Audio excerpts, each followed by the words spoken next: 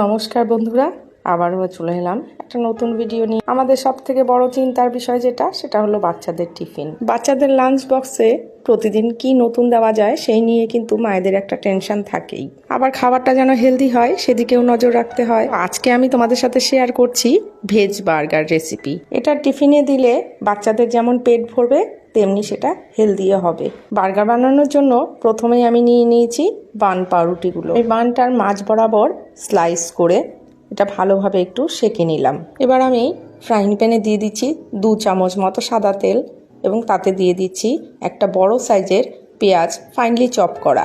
এই দেখো পেঁয়াজটা আমি এখন ভালোভাবে একটু ভেজে নেব, গোল্ডেন ব্রাউন হওয়া পর্যন্ত ভেজে নেব।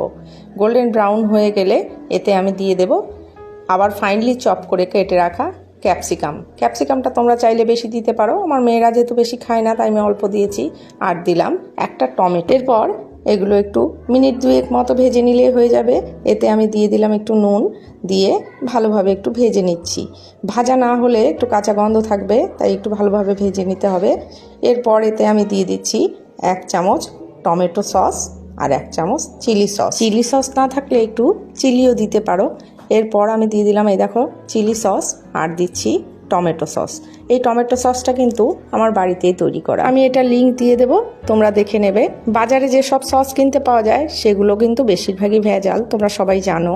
আমরা যেহেতু বাচ্চাদের হেলথের অতটাই কেয়ার করি তাই আমরা এরকম একটা টমেটো সস কিন্তু বাড়িতেই বানিয়ে নিতে পারি। এবার আমি এখানে দিয়ে দিলাম ছোট ছোট কিউব করে কেটে রাখা পনিরটার পরিমাণ তোমরা তোমাদের প্রয়োজন অনুসারে দিতে পারো। এখানে আমি একটা ছোট বাটিতে 1 বাটি দিয়েছি। ওয়েটটা আমি ঠিক বলতে পারবো না কতটা। আর দিলাম একটু অরিগ্যানো যাতে ফ্লেভারটা খুব সুন্দর আসবে। তো এই দেখো এটা আমার ফ্রাই হয়ে গেছে। বানটার মধ্যে আমি দিয়ে দিচ্ছি একটু বাটারটাকে আমি একটু স্প্রেড করে দিচ্ছি।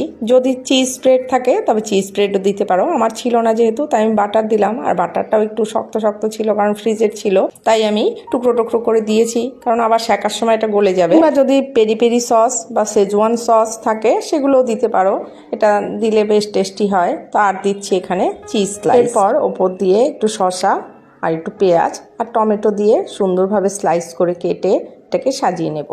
আর বাচ্চারা যদি না খেতে চায় তবে সেক্ষেত্রে অ্যাভয়েড করতে পারো। তো আমি দিয়েছি, পেঁয়াজটা দিইনি, ওরা খায় না তাই।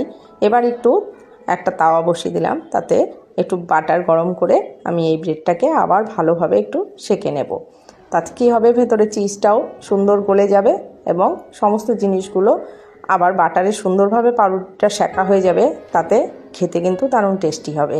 আর ভেতরে যে বাটারটা ছিল সেটাও মেল্ট হয়ে যাবে। তো এই দেখো আমার কিন্তু এদিকে বার্গারটা রেডি হয়ে গেল।